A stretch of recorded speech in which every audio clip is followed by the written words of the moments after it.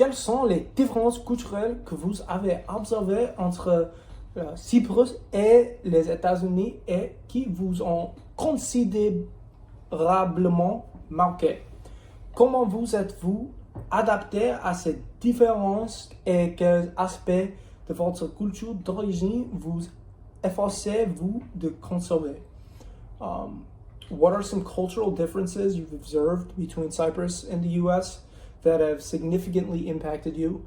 How have you adapted to these differences, and what aspects of your original culture do you strive to maintain?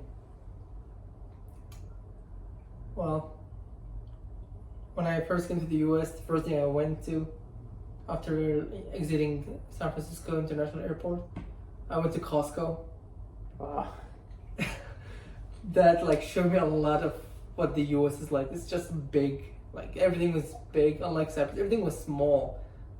Like the biggest highway in Cyprus is smaller than the main road, smaller than the Alameda right next to us.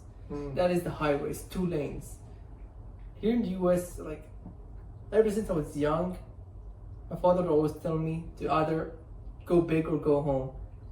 And the thing in the US, it's either you go big and you make it and you succeed, or you don't.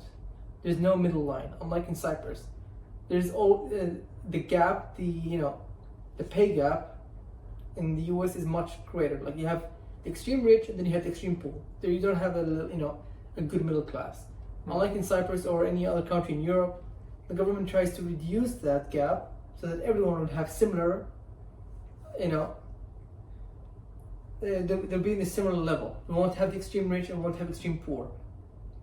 This is the thing in the US. You have the ability to basically become either super rich or super poor. And I guess this is like what I saw like differently here, that there's no, let's say, a safety net in the US, unlike back in Cyprus. Because in Cyprus I could just go back to the government and just ask for a job and they would just employ me. Unlike here's I'm more on my own.